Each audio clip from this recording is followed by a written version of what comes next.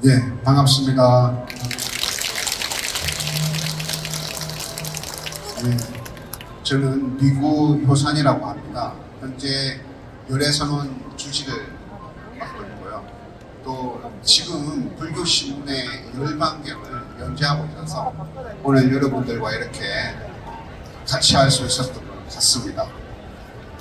열애선원 주직 효산, 또 불교신문의 열반경을 연재하는 효산 스님, 이런 것보다 저를 비구효산이라고 소개하고 싶습니다. 왜냐하면 여러분들이 스님들에게는 뭔가 다른 자리를 원하기 때문입니다. 여기 계신 또 젊은 분도 많이 계신데 항상 쫓기고 항상 가야 하는 곳만 있는 그런 세상이 지금 이런 세상이더라고요. 하루는 제가 전화를 했습니다. SK텔레콤에다가 문의할게해서 전화를 했는데 그러는 거예요. 안녕하십니까 고객님 하는 거예요. 안녕하십니까 고객님 무슨 말씀 하시나요? 이렇게 하는 거예요. 무슨 말인지 못 알아듣겠다고요. 왜 이렇게 말을 빨리 하지? 빠른 시간 내에 뭔가를 해야 되고 빠른 시간 내에 뭔가를 이루어야 되는 세상, 그런 곳에 있다 보니까 항상 말도 빨리 해야 되고 여러분들도 어디를 뭐 가야 되고 뭔가를 빨리 이루어야 되는 그런 곳만 있다 보니까 아마 스님들한테는 편안하고 고요하고 그런 것들을 원하는 것 같아요.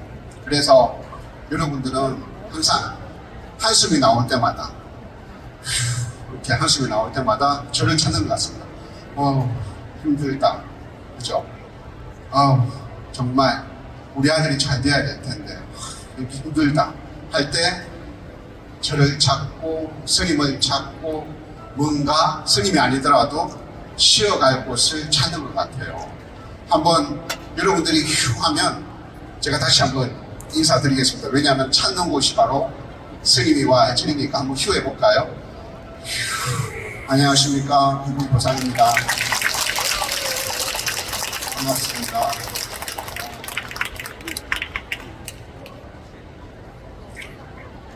두 번째 주제는 양심선언입니다.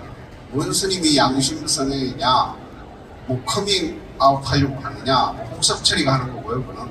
저는 헤어스타일은 비슷하지만 그런 양심선언이 아니라 스님들에게 그런 걸 많이 물어요. 스님 마음이 너무 힘들어요. 스님 마음이 쉴 곳이 없어요. 이런 말들을 정말 많이 하거든요. 네. 그래서 스님들은 마음을 좀 편하게 해주고 스님들은 뭔가 상담을 하면 다 해결을 해줄 것 같고 그래서 저를 찾고 스님들한테 말을 하는 것 같아요. 그래서 제가 양심선언을 하겠습니다. 마음은 저도 본 바가 없고 들은 바가 없고 한 번도 만나본 적이 없어요. 충격입니까? 충격이 아니면 안 되는데 한 2000년 전에도 저와 비슷한 사람이 있었어요. 저희 은사스님께서 지금 앞에서 법무사 방장 스님이신 정자 여자 방장 큰 스님께서 저의 법문을 듣고 계시거든요. 박수 한번 크게 해주세요.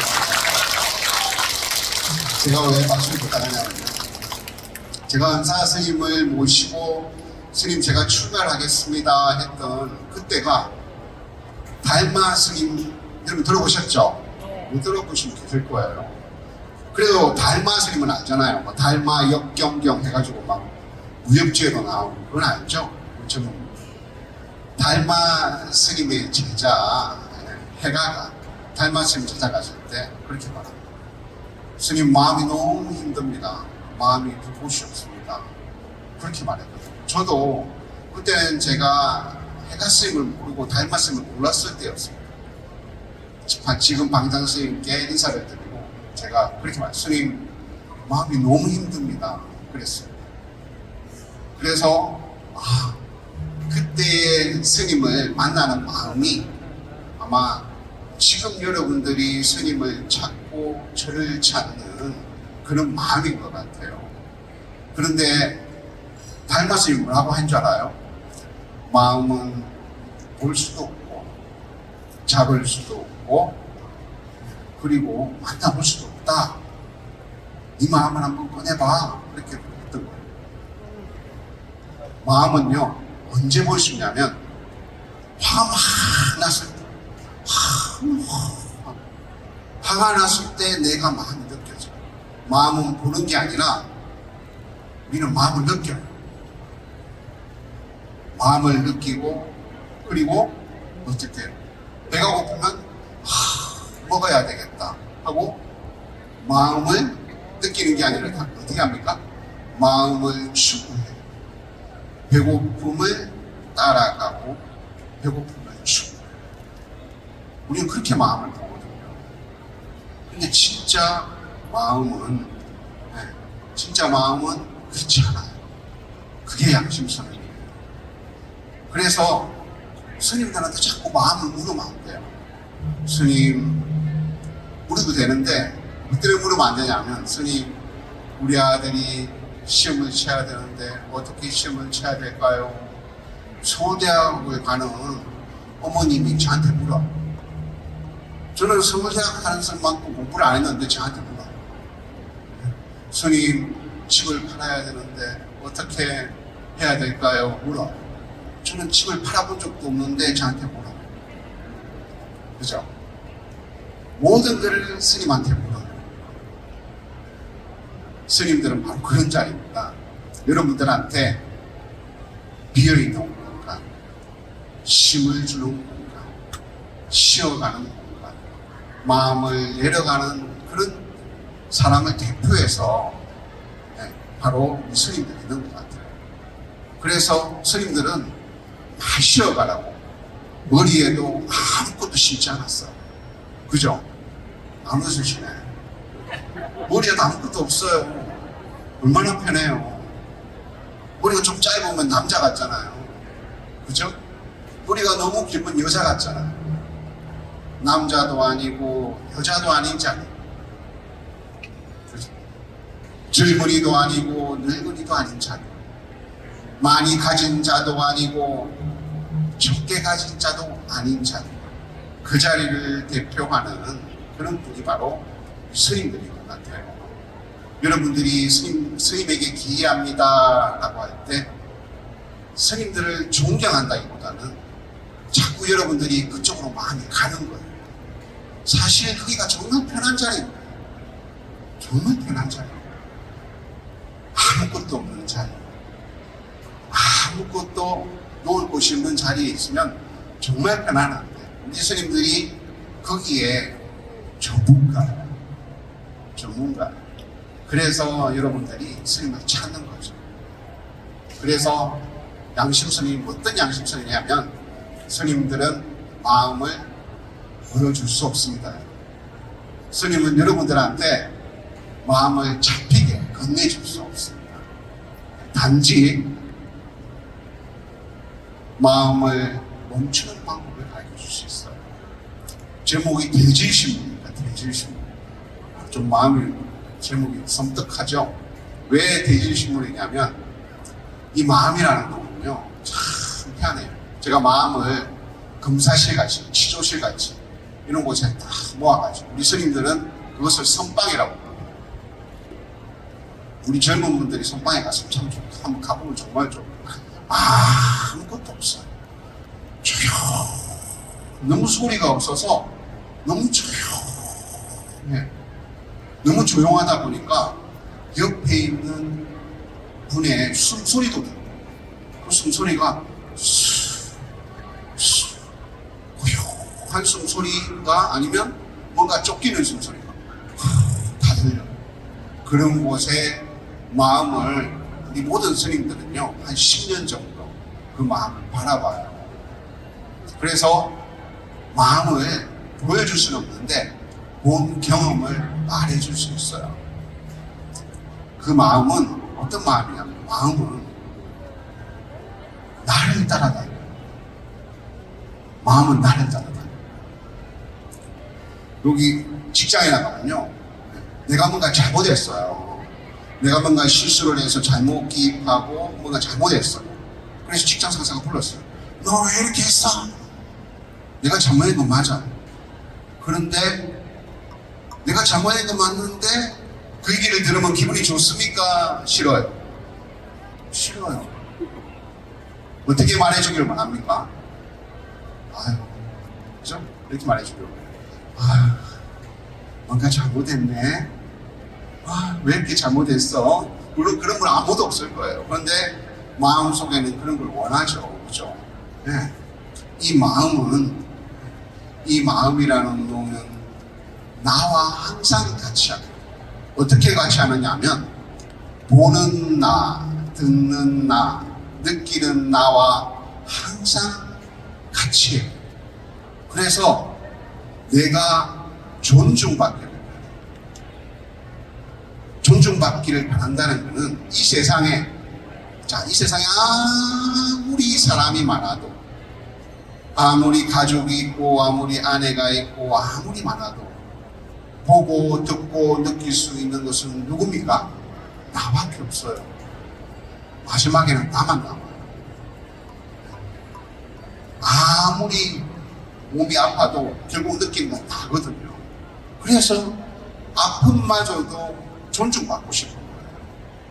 그래서 눈이 뭔가를, 야, 상사가 저렇게 눈을 부라리면서 내한테 소리치는 거 봐 하고 눈이 내한테 말을 해요. 왜? 내 눈이니까. 눈이 나를 존중하고 위로하고 하기 위해서 내한테 그렇게 말해요. 저가 아무리 내가 잘못했지만 어떻게 저렇게 말할 수 있지? 아침에 부부가 오늘 날씨가 너무 덥잖아요. 짜증이 나서 뭔가 안에 토스트나 밥을 구워가지고 이제 쟁반에다가 담아가지고 식탁에다가 올려놓는데 그 사람이 가져갔어요. 그러니까 아내가 하는 말이, 하나 더 얹어야 되는데 왜 가져가? 그냥 한 말이에요. 왜 가져가? 저때 무시한 말이 아니에요. 왜 가져가? 했어요. 근데 그 사람이 들으니까 나를 날씨 더우고도 짜증나는데 나를 무시하는 것 같고 나를 존중하지 않는 것 같아요. 그러니까 나도 모르게 어떻게 됩니까? 마음에서 화가 나요. 그러니까 뭘 눈 감고는 오면서 그렇게 말하는 거예요. 내가 갖다 놓으려고 그랬는데.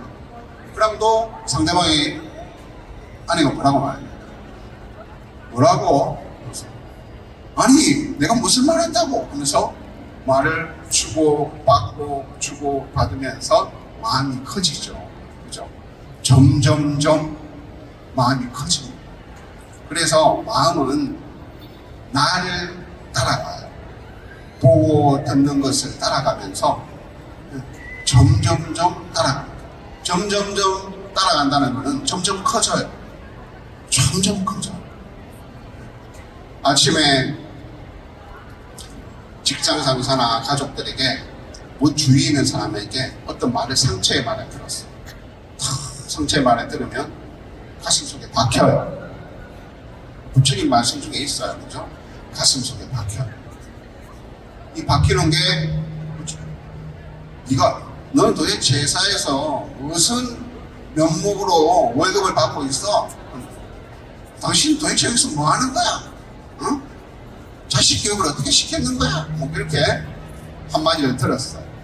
그 말이 들어오면 나는 그 말이 마치 나에게 화살처럼 상처처럼 이렇게 탁 꽂히는 순간 어떻게 됩니까? 아픕니까? 안 아픕니까? 엄청 아파요.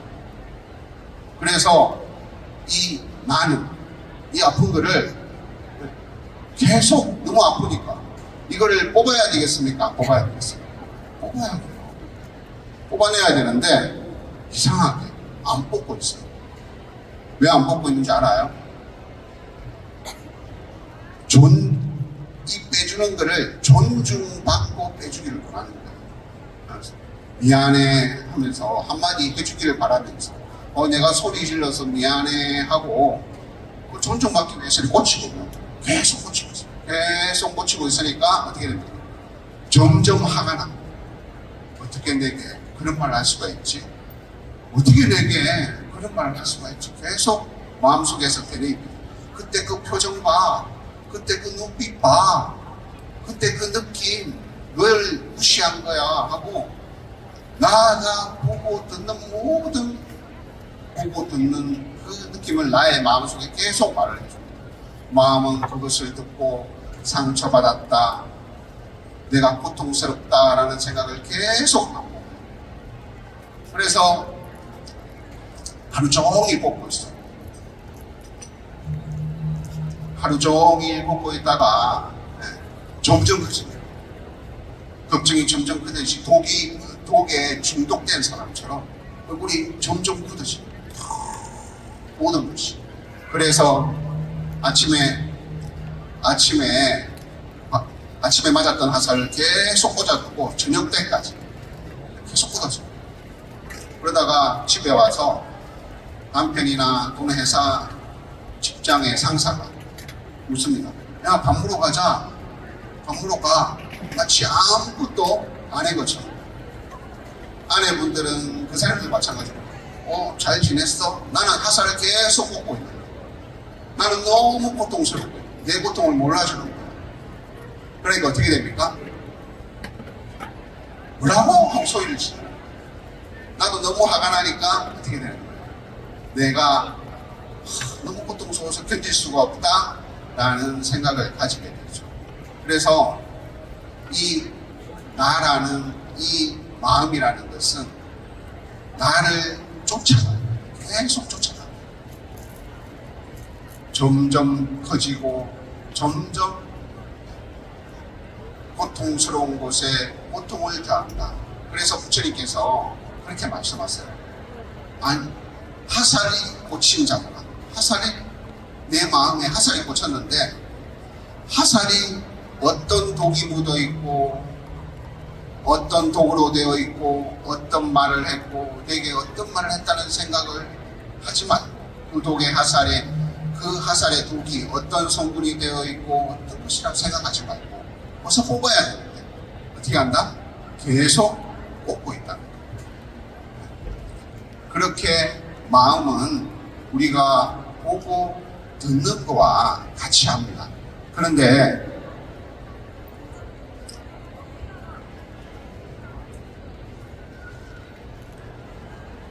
이 마음이라는 것은 사실 본질은 고요한 멈춤에 있습니다. 사실 마음은 움직이지 않아요. 마음은 제가 옛날에 학교를 다닐 때 문학상에다 공부를 했었는데요. 그러면서 열심히 하다 보니까 시험 기간을 놓쳤어요. 그래서 그 시험 기간을 놓쳐가지고 교수님을 시험이 지나서 부랴부랴 찾아갔습니다. 그래서 교수실 찾아가니까 교수님이 탁 나를 보더만 아무 말을 안 하는 거예요. 강의실에 햇빛이 싹 비치고 있고 스님께서 차를 탁 고요한 그 공간에서 차를 싹 따라주는데 그 순간이 너무 고요한 거예요. 내가 중간고사 때 시험을 못 치고 갔는데 너 왜 시험 치러 오지 않았어? 라고 나를 화내고 나에게 다그칠 줄 알았는데 스님이 고요하게 앉아서 차를 쫙 따라주면서 아무 말 없이 차를 하나 딱 제가 차를 하나 딱 마셨어요. 내가 마음이 고요해지는 거예요. 그러면서 스님께서 오늘 이 시험에 이번 시험에 페이지는 여기서 여기까지고 여기서 보고 쓰세요 라고 그렇게 저한테 안내해 주시고 그때 제가 처음 만난 그 마음은 바로 고요함이었어요. 항상 쫓기고 항상 뭔가를 해야 되는 세상에서 그 교수님이 저에게 너는 왜 시험 치러 오지 않았어? 라고 다그치는 게 아니라 차를 한 잔을 탁 주면서 나누어준 고요함, 그 속을 내가 만났을 때 마음이 어느 순간 탁 멈춰지는 것을 알았어요. 아, 마음이 멈출 수도 있구나 하는 걸 알았어요. 마음이 움직이지 않고 고요한 곳에 멈출 수 있다는 것을 알았어요. 마음은 항상 눈으로 보면 좋은 것을 쫓아다니고 뭔가를 해야 되겠다 쫓아다니는 줄 알았는데 마음이 어느 곳에서는 멈출 수 있다는 것을 알았어요. 그것이 마음이 아까 우리 방장스님 법문에서도 그랬죠. 그렇죠? 네. 마음이 멈추는 자리, 그 멈추는 자리는 우리를 행복하게 해줘. 보고 듣고 느끼는 것은 우리가 항상 뭔가를 나아가는 쪽으로 가게 되어 있어요. 내가 키가 크다면 내가 키가 작다면 키가 큰 쪽으로 나아가야 되고, 내가 필요하다면 뭔가를 더 얻어야 되겠다는 쪽으로 계속 나아가게 됩니다. 그 나아가면 계속 그런 것을 지향이라고 합니다. 계속 나아가. 그래서 우리는 멈추는 것을 해보지 않았기 때문에 힘든 거예요. 고요히 멈추는 것을 우리가 해보지 않았기 때문에 항상 힘든 겁니다. 돈도 벌어야 되고 집도 사야 되고 뭔가를 가져야 되고 항상 나아가고 항상 뭔가를 해야 되는데 우리가 하나 안 해본 게 있어요. 뭡니까? 멈추는 거예요. 고요하게 앉아요. 절에 가면 풍경이 딸랑 하고 그럼 그 안에 앉으면 마음이 고요해지죠. 그것처럼 우리 마음은 멈춰있을 때 정말 행복합니다. 그래서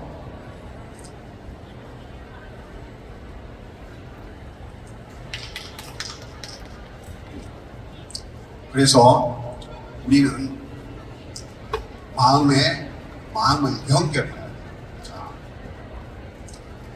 마음이 힘들고 어려울 때 이 마음이라는 것은 보고 듣고 느끼는 것, 이것이 다 연결되어 있습니다. 그래서 그것을 공용 네트워크라고 해요. 우리 흔히 온라인이라고 해요. 접속되어 있다는 거죠. 그렇죠?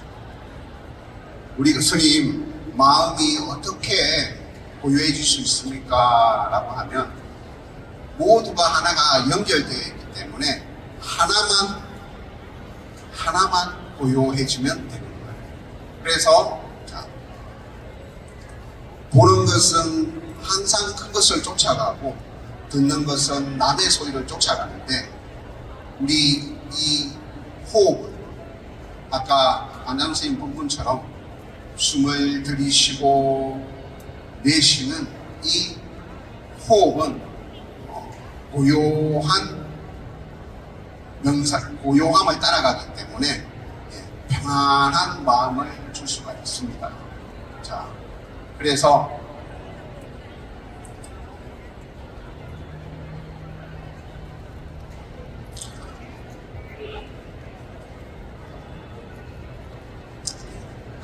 우리는 눈으로 볼 때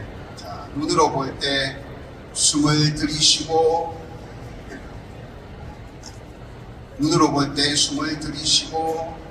내쉬고, 귀로 들을 때 숨을 들이쉬고 내쉬고, 그렇게 여러분들이 항상 마음을 따라가시면 될 것 같아요. 자, 그래서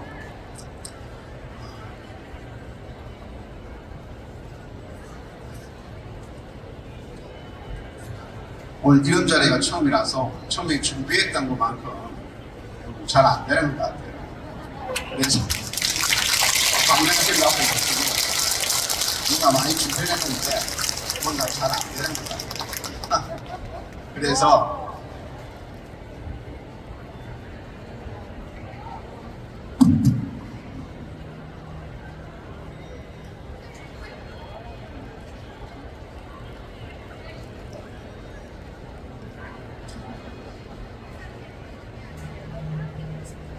곧 고통이 우리가 고통이라는 것은 내가 뭔가 스스로를 비교하기 때문에 그렇습니다.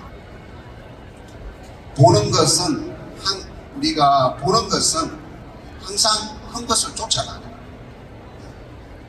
그래서 내가 가지고 있는 것이 나를 비교를 합니다.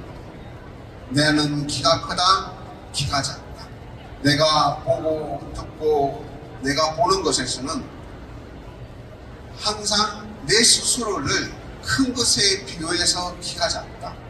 내가 들은 것은 내가 들은 것으로 귀를 들어서 마음이 힘들다라고 그렇게 생각을 하는 거죠. 그래서 내가 내 스스로를 보고 듣고 차별합니다.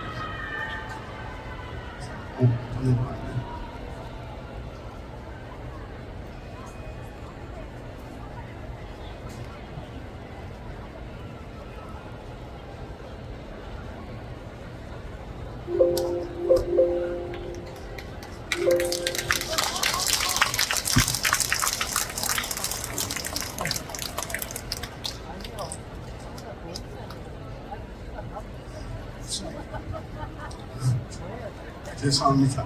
뭔가가 잘 안 돼.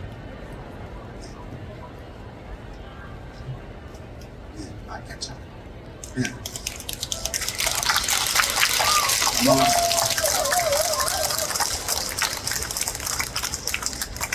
그런 얘기를 아마 제가 그냥 제 얘기를 하나 해드려야 될 것 같아요. 저도 젊은 시절을 보내고 그리고 지금까지 오면서 참 많이 힘들었습니다. 제가 특히 젊었을 때 많이 힘들었어요. 10대 후반 때 정말 많이 힘들었습니다. 왜 힘들었냐면 이 세상에 나에게 뭔가를 해야 된다라는 그런 그 거대한 질문, 뭔가 직장도 가져야 되고 뭔가 이루어야 되고 이런 것들이 나를 정말 힘들게 해요. 꼭 뭔가를 가지고 살아야 되는가, 뭔가를 이루고 살아야 되는가라는 질문을 제가 하기 시작했습니다. 어느 날 제가 한 26살 때였나? 그때가 직지사 템플스테이였어요. 그 템플스테이에 갔는데 그때는 템플스테이가 아니라 수련대회였습니다. 3박 4일, 4박 5일이었습니다. 그래서 갔는데 많은 젊은 사람들이 와 있고 나이 많은 사람들도 많이 와 있었어요.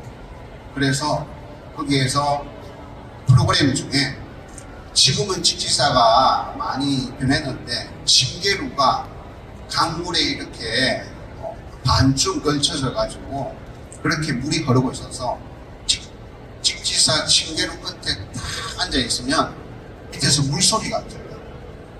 물소리가 들려요. 그래서 거기 앉아가지고 둘째 날 마지막 프로그램을 봤습니다. 오늘 비구니 스님이 들어오더니 인사를 하고 각자 앞에다가 차를 한 잔씩 딱 놔주는 거예요. 그래서 그 차를 가지고 프로그램이 그거예요. 가만히 앉아서 물소리를 듣는 거예요. 가만히 앉아서. 그래서 조용히 앉아서 물소리를 들으면 그러면서 목이 마르면 앞에서 차를 한 잔 마시고 그 차를 한 잔 딱 마시고 있으면 비구니 스님이 와서 다시 차를 채워줘요. 계속 물소리를 들으면서 이 물소리를 듣고 있으니까 정말 내가 물인지 물이 내 소리인지 내가 어떤 생각을 하고 있는지 어떤 생각도 나지 않더라고요. 그때 진짜 제가 야, 뭔가 쉬워진다라는 생각을 가졌어요. 뭔가 놓아버려진다라는 그런 걸 느꼈어요. 야, 스님들은 저런 거를 할 줄 아는구나. 그때 처음으로 야, 스님이라는 건 참 멋지다라는 생각을 했었어요. 그 비구니 스님은 아무 말도 하지 않습니다. 고요하게 앉아서 차만 딱 따라주고 너무 고요한 거예요. 어떤 날은 제가 그 다음에 좀 되겠죠. 그래서 법주사에 우연히 또 그때도 뭔가 사찰 수련회 가면서 하루를 묵게 되었어요. 세미나 비슷하게. 그때는 수련대회가 아니라 뭔가 이렇게 세미나 비슷하게 법주사에서 3박 4일을 머물게 되었어요. 일찍 잘 오니까 아침에 나도 모르게 눈을 딱 떴어요. 근데 스님들이 막 어디를 가는 거예요. 막 가는 거예요. 그래서 저도 따라갔어요. 그러니까 법당에 있는데 법당에 부처님 쫙 큰데 있고 거기서 모든 스님들이 모든 분들은 탁 절하면서 지심기묘내 하는 거예요. 저는 근데 그 뜻을 몰랐어요. 아무 뜻도 모르고 아무 처음 해본 건데 거기서 지심기묘내 하고 내가 처음으로 어떤 대상에게 온몸을 구부려서 머리를 숙이면서 절하는 순간 나도 모르게 눈물이 막 나오더라고요. 뭔가 이유가 알 수 없었어요. 지금 생각해보면 그게 마음을 내어놓는 거죠. 마음을 내려놓는 거예요. 이 마음은 내려놓고 비우지 않으면 마음이 자꾸 나에게 나를 따라갑니다. 내가 보았다, 내가 들었다, 저 사람이 내게 이렇게 말했다, 내가 이것을 느꼈다, 나는 기분이 나쁘다. 나에게 항상 그렇게 속삭입니다. 그것들은 나를 쫓아다닙니다. 자꾸 밀어냅니다. 더 좋은 쪽으로 가라. 더 많이 얻어야 되고 더 많은 것을 가져야 된다고 계속 말을 합니다. 그것을 쫓아다니면 행복이 없어요. 자꾸 나아가만 있어요. 나아가다 보니까 나를 놓쳐버려요. 나를 놓쳐버리니까 어느 순간 내가 어디 있는지를 모르겠는 거예요. 나이가 들어서 60이 되고 70이 되어서 어디 있는지 모르는 게 아니라 젊었을 때부터 어디 있는지를 모르는 거예요.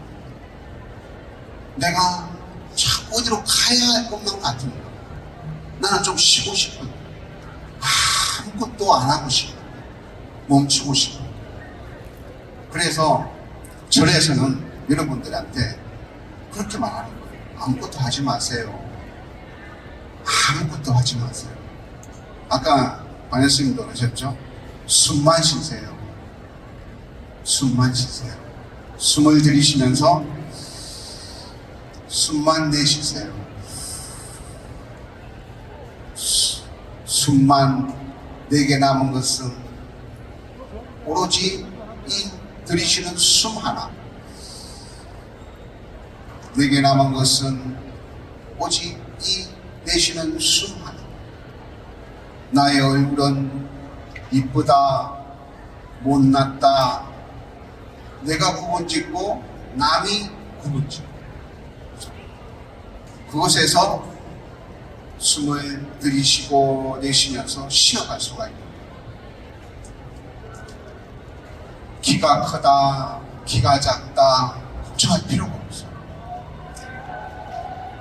스님 그러면 다 해결되는 거예요? 아니에요. 절에서만 그걸 할 수 있다.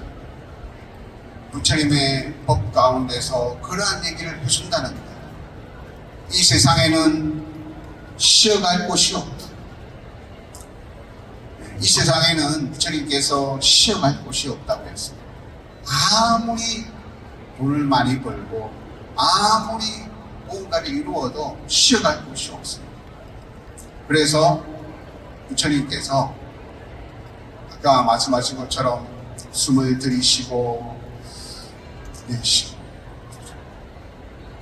이 호흡이라는 것은 누구나 가질 수 있는 거예요. 그죠? 누구나 가질 수 있는 거예요. 갓 태어난 아기도 숨을 들이쉬고 내쉴 수가 있어요. 그죠? 그리고 마지막 숨을 몰아쉬는 마지막까지도 숨을 한번 들이쉬고 내쉴 수가 있습니다. 그죠? 그래서 태어난 사람이나 죽는 사람이나 고통받는 사람이나 행복한 사람이나 모두에 가질 수 있는 것은 숨입니다. 호흡이요 숨입니다.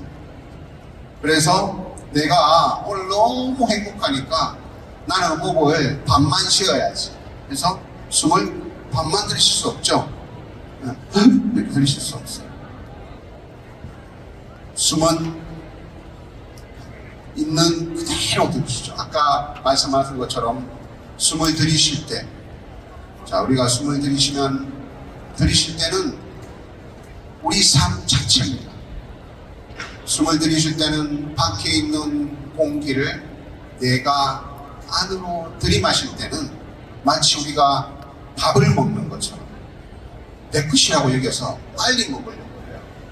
와, 이 공기가 남한테 뺏길 것 같고, 내가 숨을 안 쉬면 당장 죽을 것 같고, 내가 뭔가를 해결하지 않으면 뭔가 해야 될 것 같으니까 숨을 어떻게 쉽니까? 한번 들이쉬고 오세요. 숨을 빨리 들이쉬죠. 근데 그러면 저는 항상 착하라고 배웠고, 저는 항상 남한테 양보하라고 배웠으니까 나는 숨을 들이쉴 때 천천히 들이쉬겠어요. 그래서 숨을 한번 최대한 천천히 들이쉬겠어요. 천천히 들이쉬면 안 서죠. 어떻게 들이십니까? 숨은 빨리 들이쉬죠. 자, 이 숨을 들이쉼에도 우리 인간의 나라는 내가 살아야 되겠다는 본성이 숨어져 있어요. 그래서 빨리 들이쉬는 거예요. 숨을 들이쉬면 횡격막이 꽉 찰 때까지 숨을 꽉 들이쉬죠. 나는 겸손하니까 숨을 조금만 들이쉬어야 해요. 그래서 숨을 들이쉴 수 없습니다. 그죠? 숨을 최대한 들이쉽니다. 욕심 부린 만큼 부리고, 그 다음에 내 호흡 속에, 내 가슴 속에 숨이 꽉 차고 나면 그때서야 어떻게 됩니까? 숨을 후 하고 천천히 내쉬죠. 숨을 들이쉬고 내쉬면서 내가 가지려고 하고 최대한 뭔가를 이루려고 하고, 그러고 나면 그때서야 뭔가 마음을 남한테 주려고 하는 그 욕망이 숨어져 있어요. 이 호흡조차도 바로 이 인간 모습 자체. 스님 너무 힘들어요. 불교에서는 힘든 거를 해결해 주겠습니다 라고 부처님께서 말해주지 않아요. 스님 합격하게 해주세요, 스님 부자 되게 해주세요, 이거를 해결해 주지 않습니다. 내가 욕망하는 호흡을, 숨을 들이쉴 때 나는 이 욕망하는 호흡이 나다. 나는 항상 욕망한다. 욕망하는 나를 느끼면서 호흡을 한번 같이 해봐요. 그렇죠? 숨을 한번 들이쉬 보십시오. 그 다음에 이것은 숨의 극단이다. 멈춰질 때, 그렇죠? 횡격막이 꽉 차도록. 마치 우리가 분노할 때 소리 지르고 화를 낼 때 나는 겸손하니까 화를 아주 부드럽게 낼 거예요. 나 화났어 이렇게 합니까? 어떻게 합니까? 내가 화났어 그래가지고 그것처럼 이 숨을 들이쉬는 멈춤도 이것은 극단이다. 그 다음에 숨을 내쉬면서 이것은 소멸이다. 우리 호흡 속에도 그런 게 숨어 있어요. 이것이 마음의 본질입니다. 마음은 있는 그대로를 따라가면 멈춰집니다. 마음은 멈춰지는 게 아니에요. 마음은 절대 멈춰지지 않고 있는 그대로를 따라가면 멈춰집니다. 분노가 일어날 때 숨을 들이쉬면서 이것은 분노이다. 이것은 분노의 멈춰짐이다. 극단이다. 숨을 내쉬면서 이것은 분노의 소멸이다. 라고 있는 그대로를 따라가면 이 마음이 멈춰집니다. 그래서 우리의 이 고통과 이 욕망을 일부러 없애려고 하고 일부러 소멸하려고 하면 그것을 할 수가 없어요. 있는 그대로를 따라갑니다. 하고 내쉬는 순간 내 마음이 멈춰집니다. 그래서 우리는 일상생활에서 마음의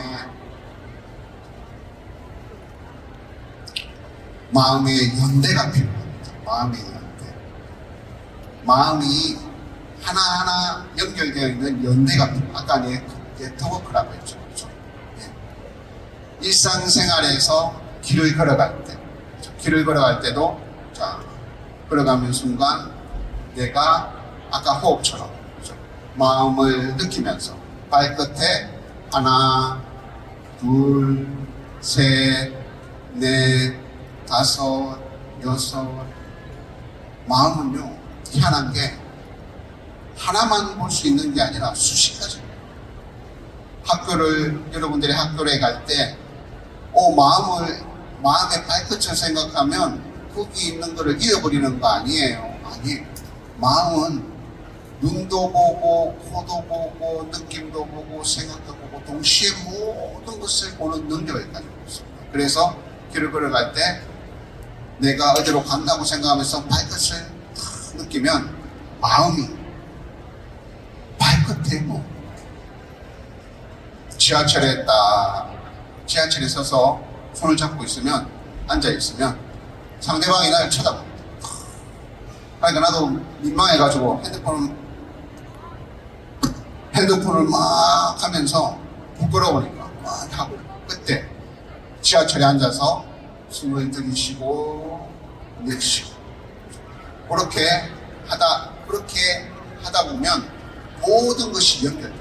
길을 걸어갈 때, 잠시 멈출 때, 화가 날 때, 또는 어딘가 마음이 외로울 때, 그때 숨을 들이쉬고 내쉬고 들이쉬고 내쉬고 하는 그 마음을 그대로 따라가면 마음이 그 자리에서 멈춰져요.